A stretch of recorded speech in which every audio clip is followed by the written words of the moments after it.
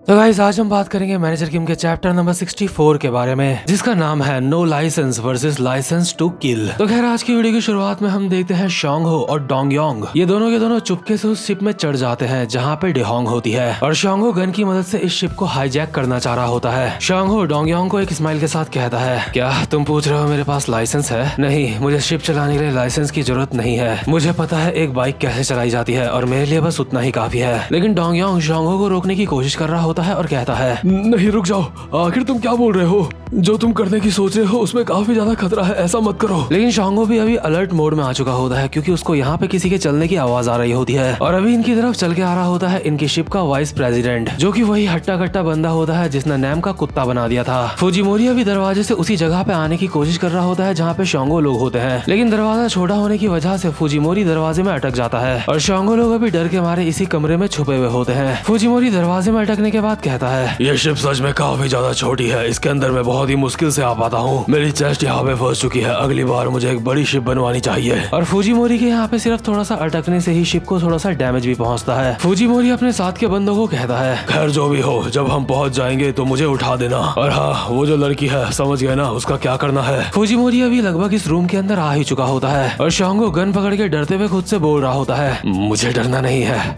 मैं उसकी गोली मार सकता हूँ, मैं उसे जान से मार दूंगा। डोंग योंग भी ये सब कुछ दूर से खड़ा देख रहा होता है और हल्की सी आवाज में कहता है, वो साला उसका दिमाग खराब हो गया है।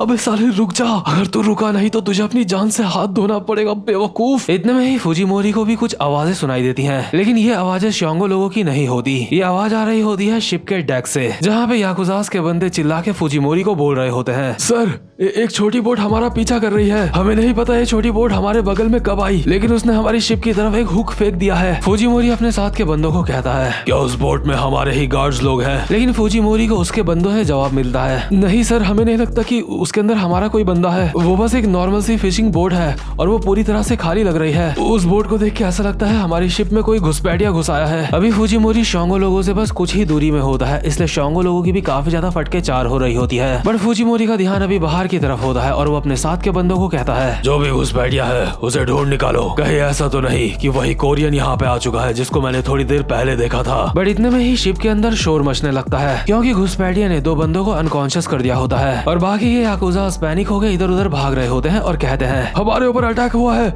लगता है यहाँ पे सच में कोई घुसपैठिया आ चुका है। और ये बातें बोलने के दौरान भी दूर से याकुजास के पिटने की आवाजें आ रही होती हैं। अभी पूरी शिप में जगह जगह पे याकुजास के बंदे पिटे पड़े होते हैं और जो बंदा इन सबको मार रहा होता है अब तक इनके सामने नहीं आया होता, लेकिन इस वक्त याकुजास के बंदों की पिटने की आवाज बेसमेंट से आ रही होती है, इसलिए बाकी के याकुजास ये सब कुछ सुन के बोल रहे होते हैं, वो सब कुछ बेसमेंट में हो रहा है, ये आवाजें बेसमेंट से आ रही है। यहाँ पे इतना ज्यादा शोर शराबा देख के और पैनिकनेस देख के फुजीमोरी एक गहरी सांस भरता है और चिल्ला के अपने बंदों को कहता है, क्यों चुंग हुए, सबके सब मेरी बात सुनो, सबके सब शांत हो जाओ। तुम सारे के सारे खुद को याकुजास कहते हो और इस तरह से यहाँ पे भी भाग रहे हो डर के मारे। क्या तुम्हें खुद के ऊपर बिल्कुल भी शर्म नहीं आती है? दुश्मन ने हमारी शिप के अंदर अपना कदम रख दिया है, लेकिन जिस बोट में वो यहाँ पे आया है उसे देख के लगता है कि यहाँ पे ज्यादा घुसपैठिए नहीं आए हैं, यहाँ पे सिर्फ एक ही घुसपैठिया ज्यादा से ज्यादा आया होगा, चाहे वो कितने भी हो। अब मेरे सामने से हट जाओ क्योंकि यहाँ के आगे से अब इस मैटर को मैं संभालूंगा। अब इस चूहे बिल्ली के खेल को खत्म करने की जरूरत है, लगता है काफी समय बाद मुझे मजे करने को मिलने वाले हैं। और फुजीमोरी जाने लगता है बेसमेंट की तरफ। फुजीमोरी बेसमेंट में जाते जाते गाना गुनगुना रहा होता है और कहता है, ला ला ला ला ला,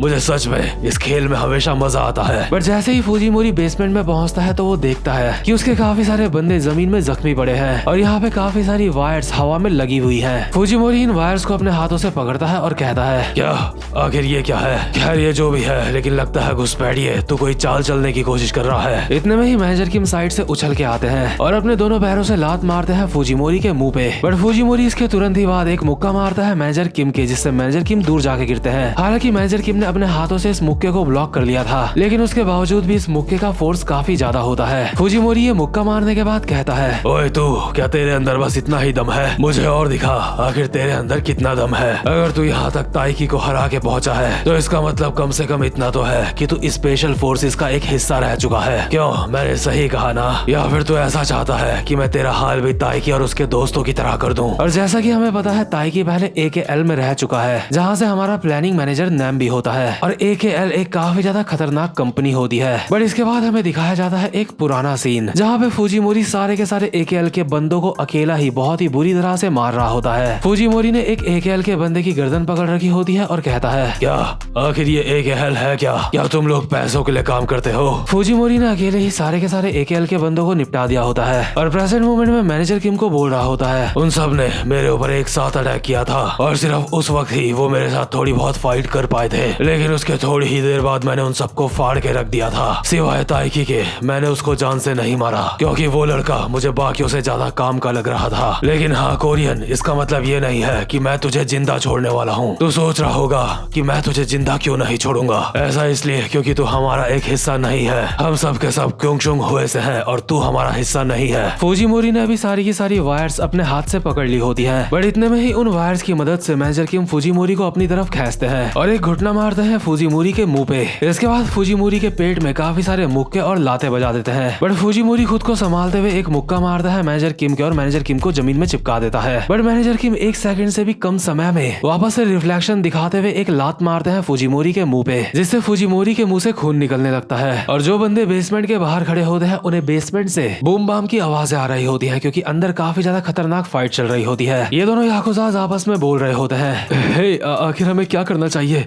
क्या हमें भी वहाँ नीचे जाना चाहिए? दूसरा बंदा कहता है, नहीं, अगर हम वहाँ नीचे गए तो हम दोनों मारे जाएंगे। हमें बस यहाँ ऊपर रह के इंतजार करना होगा। वैसे भी हम जल्दी ही अपनी टेरिटरी के पास पहुँचने वाले हैं, लेकिन उससे भी ज्यादा जरूरी बात तो ये है कि ऐसा हो ही नहीं सकता कि वाइस प्रेसिडेंट हार जाए। वहीं दूसरी तरफ हम देखते हैं फुजीमोरी के नाक से खून निकल रहा होता है और वो एक खतरनाक सा मुक्का मारता है मैनेजर किम के, लेकिन मैनेजर किम अपना सर पीछे करके इस मुक्के से बच जाते हैं। लेकिन इसके बाद फुजीमोरी मैनेजर किम के ऊपर मुक्कों की बारिश कर देता है और मैनेजर किम उन सारे ही मुक्कों को डॉज कर रहे होते हैं। फुजीमोरी लगातार मुक्के मारते हुए कहता है, ओए लड़के, आखिर तू यहाँ पे अपना समय बर्बाद क्यों कर रहा है? क्या तुझे ये बात नहीं पता, जितना ज्यादा समय बीतता रहेगा उतना मेरा ही फायदा होगा। जैसे ही ये शिप मेरे इलाके में पहुंचेगी वहाँ पे मेरे बंदे पहले से ही गन लेके हमारा इंतजार कर रहे हैं। भले ही तो काफी अच्छी फाइट कर लेता है, लेकिन तू क्या गन्स के सामने टिक पाएगा? और जिस शिप में मैनेजर किम लोग होते हैं वो फुजीमोरी की टेरिटरी में बस पहुंचने ही वाली होती है, जहाँ पे फुजीमोरी के बंदे पूरी तरह से तैयार होते हैं और फुजीमोरी और मैनेजर किम की फाइट अब भी शिप के अंदर चल रही होती है। फुजीमोरी के सारे मुक्के इतने ज्यादा खतरनाक होते हैं कि उससे शिप्स में छेद हो रहे होते हैं। फुजीमोरी मैनेजर किम के मुक्के मारते मारते बोल रहा होता है, तू जानता है गन एक ऐसी चीज है जो हम इंसानों की सबसे ज्यादा शानदार खोज है। अगर किसी के हाथ में गन है तो इसका मतलब यह है कि उसके पास लाइसेंस है किसी को भी जान से मारने का। मैनेजर किम अभी फुजीमोरी के अटैक्स को बस डॉज कर रहे होते हैं और कुछ भी नहीं बोलते, बट फुजीमोरी लगातार बोले जा रहा होता है, लड़ाइयाँ, झगड़े, दंगा फसाद, भरोसा, धोखा,